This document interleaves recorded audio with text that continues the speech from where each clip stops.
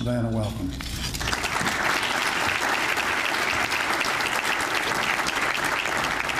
Thank you. It's a pleasure to be here with you. And again, I'd like to just recognize Brian Moore and Sarah Neely. We are your REACH team in Georgia, and we are excited about the opportunity to try to pull together some of the really good things that are going on in P20 education in the state of Georgia. I'd also like to welcome Greg into Rotary and to thank the table that's back to my right, our military table, because my experience in education working with the men and women in uniform is that it's some of the best workforce development, some of the best continuing education that goes on in the world.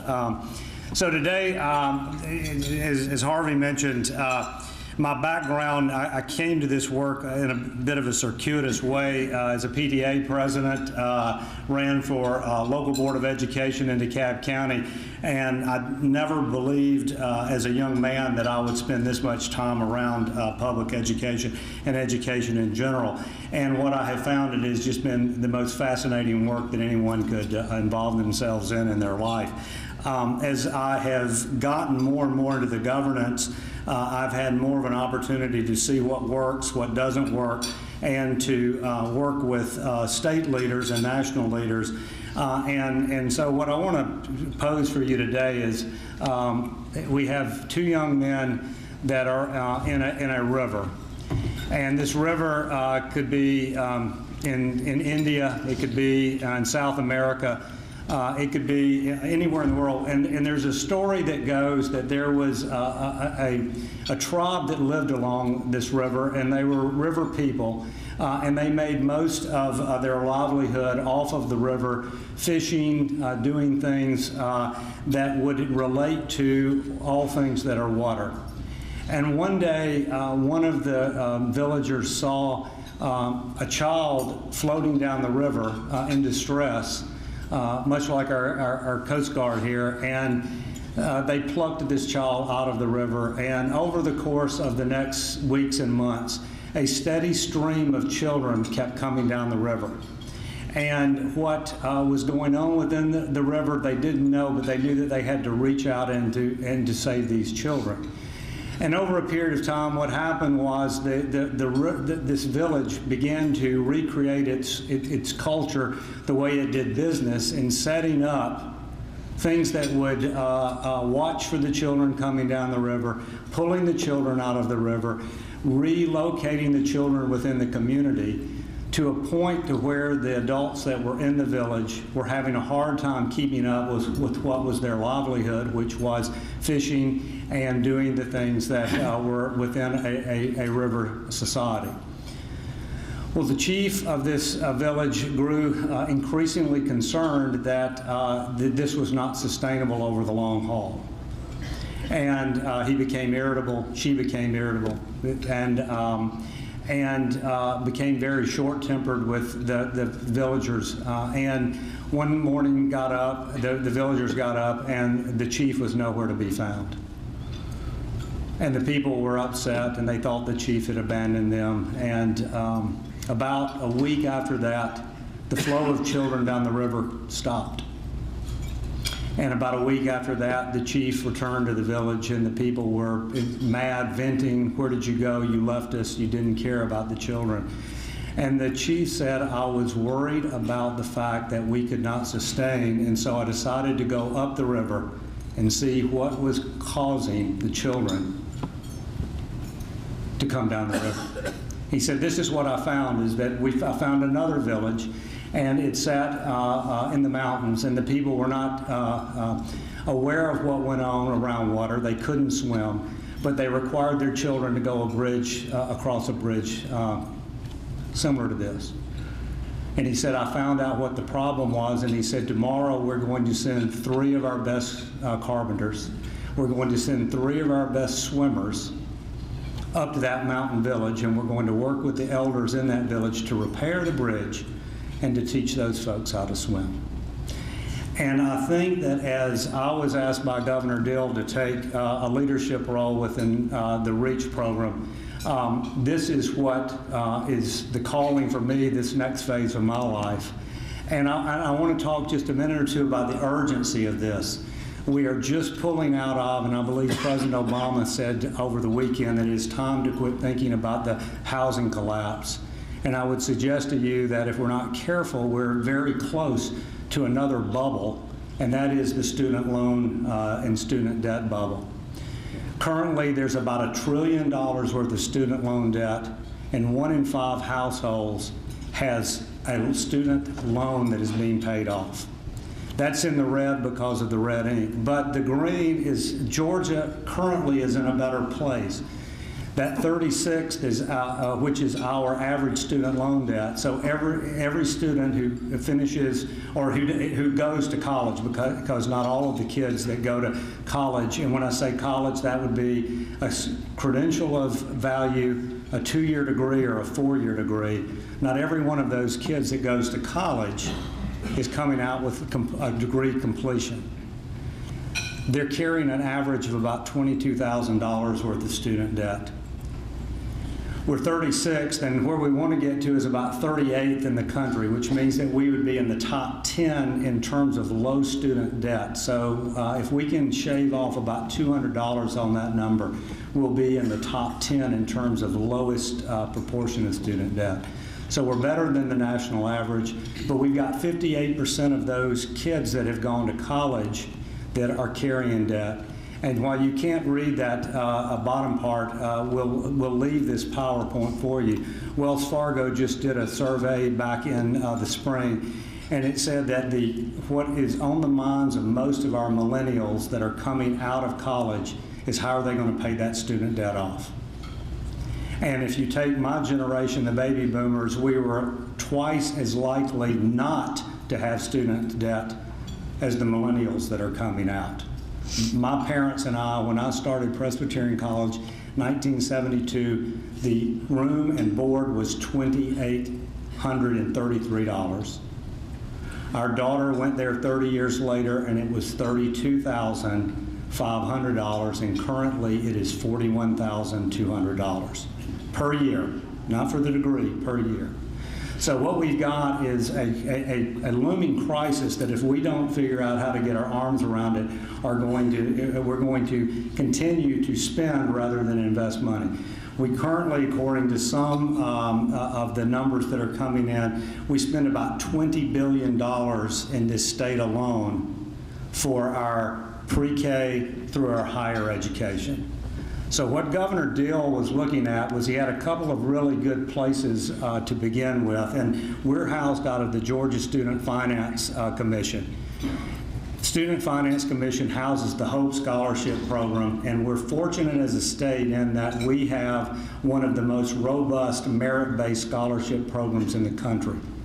And it celebrated its 20th anniversary. We've had over 1.6 million recipients of the Hope Scholarship. We just crossed over we're getting ready to cross over the $7 billion threshold in terms of scholarships offered. And last year alone, we served about 200,000 students with an investment of about $600 million. That's on the back end. That's for those kids that when they get to their junior and senior year, they have an opportunity to really focus in on the requirements of Hope. We've got at the beginning, the front end, a 529 scholarship program, which anyone in this room could invest in. It's a tax-deferred program that you can put in. I've got a 5-year-old grandson. You could put in up to $235,000 that would be tax-deferred. And I thought, well, man, that's a large number. And then you multiply $40,000 times 4, and you're at $160,000. And if we don't rein in the cost of higher ed, by the time he gets to college, it could be $235,000. Where there was a missing gap that Governor Deal determined a need was with how we did our needs-based scholarship. And so what Governor Deal worked on and launched about a year and a half ago at Georgia Tech with an initial grant from AT&T was a needs-based and mentor-based scholarship program called REACH. And it's realizing educational achievement can happen. It's intended to be a public-private partnership, and it's important for us to be at Rotary clubs because what we've heard this morning, and when you look out over any of the Rotary clubs, my own indicator, what you find is the community present. And it's going to take, in our view, the community helping create the conditions that ensure that our students start that pre-K in good shape, and that they transition through elementary and middle school and into high school with the skills that they need to not only enroll in a Georgia, hopefully a Georgia a college or technical college, but that they complete that and they enter the workforce ready to contribute back to society.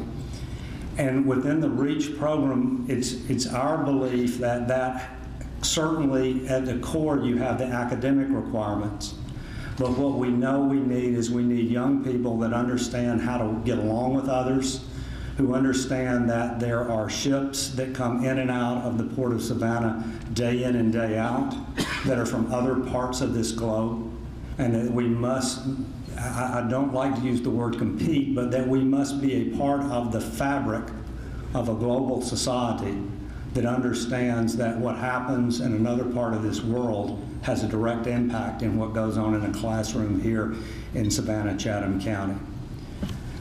So we're hard at work trying to stand this program up, and I liken it a bit into the student scholarship program that Rotary puts on. Is we're not going to change the world overnight, but what we're going to do is we're going to start creating proof points within Georgia that show that young people who are coming from conditions where there is a great need can take advantage of the many good things that are going on in K-12 education and be very, very successful leaders within their school, within their community, and within their college. In June, the governor hosted a reception, and again, these pictures, the top left-hand corner is the governor and first lady, who are very much invested in this. The top right-hand corner is Sylvia Russell from AT&T, representing that private business contribution. The young lady in the left, Laura Vincent, is from Raven County. She'll be starting, is it 8th or 9th grade, Brian? 9th grade. She'll be starting 9th grade this year. Her dad was with her, and her dad was in blue work clothes. Her mother is not at home. Her grandmother was there, so her dad was at the governor's mansion as a blue-collar worker, and sister cried through the whole thing because Laura got up and talked about the fact that if she didn't have a supporting network of folks around her, she would not be on the trajectory that she's on. And then in the bottom right-hand corner, we have another critical component, and that is our local school district. And Matt Arthur, who is the local school superintendent, that was cool to learn, but what I learned was he's also on the 1980 National Championship Georgia football team, so I gave him much more credit for that. We're all together, and this montage just shows you that to be successful, it requires business, it requires the local district, it requires state and local actors to ensure that we work with these young people. So the program components, the planks, if you will, that we believe are missing from that bridge that I showed you, was that we know that young people need strong mentors. And in your own household, you probably are that mentor for your child. But what do we do for those places where there aren't children, where there aren't mentors for the children? And that needs to be built over a long term. They don't need to have someone who just kind of flits in and out of their life, but they need folks that can help them make the decisions in a collaborative way that will be successful for them. They need coaches at the school level, those folks that can put them in the AP courses, those folks that can get them engaged in extracurricular activities or can help them within the leadership clubs, the interacts, the key clubs, those places where they can learn the value of service and not get to be an adult and have that asked of them for the very first time. And then what we're putting together through private sources would be a $10,000 needs-based scholarship that would allow the student $2,500 for up to 4 years. And we've had that matched with over 60 colleges and universities here in Georgia. So that I think that we have a 3-to-1 match at a couple of our institutions. And what that does is that doesn't mean that Laura may not end up as the valedictorian of Raven County High School and end up with a Zell Miller Scholarship through Hope. What it means is that this will allow the family to have some cushion for textbooks, to get her to and from school, for housing if that's not covered under any other scholarship funds that she's got. So the 18-month progress, we're currently in 5 counties: Raven, Douglas, Dodge, Bullock, and Quitman. Quitman's one of our poorest counties over along the Alabama border. Raven in the mountains, Douglas is a metro Atlanta county, Dodge and Bullock closer to you. We currently have 35 REACH scholars, and these would be kids that would have started as 7th graders. So it's a 5-year, 6-year journey for them before they even set foot as a student on a college campus. To date, we've raised about $750,000, and our goal, I'll say in a minute, is to be at $1 million by the time the legislature comes back into session. We're also looking for contributions from the local community, and those communities have raised about $80,000 towards a $100,000 goal. And then what we're doing is we're trying to right-size this so that a larger district like Savannah would have, with more students, would have a little bit more investment and sustainability because it has more students. But our smallest school district in Georgia is just under 250 students. So most schools in larger districts are larger than several of our school districts. Again, what we're looking to do over the course of this upcoming school year is to expand this out to, we have funds sufficient to double the number of REACH scholars. We want to go deeper into those districts that we're currently in, but we also want to do outreach and build those community relations within other parts of the state, other size districts in different parts of the state. And then what we would really like to do would be to start having the conversations with local communities such as yours to think about, again, how that community sustains this and builds this, rather than this being yet one more initiative that would come out of Atlanta as a mandate that would potentially pass upon a change in political leadership. I touched on the financial goals, and what we're looking to do is work with the legislature to see what can be done to help communities so that potentially there would be matching funds, so that if a community such as yours was to raise X number of scholarships, then that would be matched by either a line item within the state budget or through some type of funding that would be more innovative or creative, but ultimately, again, looking to move these students from being individuals that start a course of work to completers of that course of work, and in those industries where they would be most helpful in building Georgia's economy and keeping it as one of the strongest economies within the nation.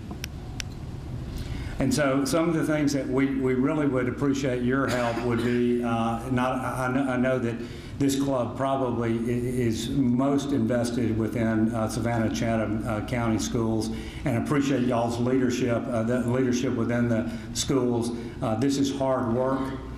Our superintendents, our local board members need the assistance of the community around them. They need to be in it for the long haul, because we didn't get to the place where outcomes are where they are overnight, and to increase and create better outcomes for students is going to be a long, arduous journey, I would suggest. If you have corporations or foundations or individuals that are interested in talking with us, we'll be more than happy to come back down and have those conversations one-on-one and talk about what we can do to help your students become those proof points for other students, families within your community.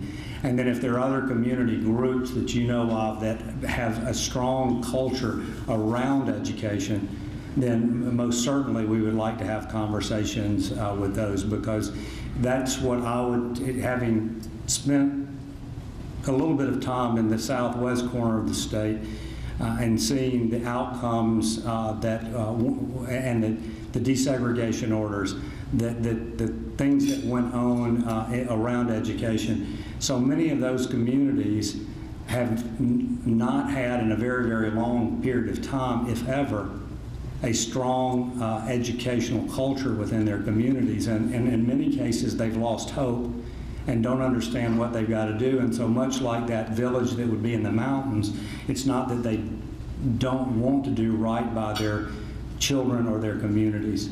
It's that they have not seen that modeled or practiced in their lifetime or in generations. And unless we can find some ways to turn that around, then I would suggest that we will continue to have gaps within our communities within Georgia that will sap some of the strength from the very robust areas such as Savannah. So this is the type of bridge that the chief looked at, and this, I would suggest to you, is the type of bridge that we would like to see in all of our communities, where there are walls on the sides that the kids can't fall off of, and where there is no gap in the floor. If you're ever at the Costa Rica site for University of Georgia, that's right around the corner, and it actually is probably 200 feet in the air, but it was a very, very safe crossing. So with that, I will, if you have any questions that our team can answer, we would love to be able to do that for you, and we'll be around for a few minutes after the meeting if you've got any follow-up. Thank you.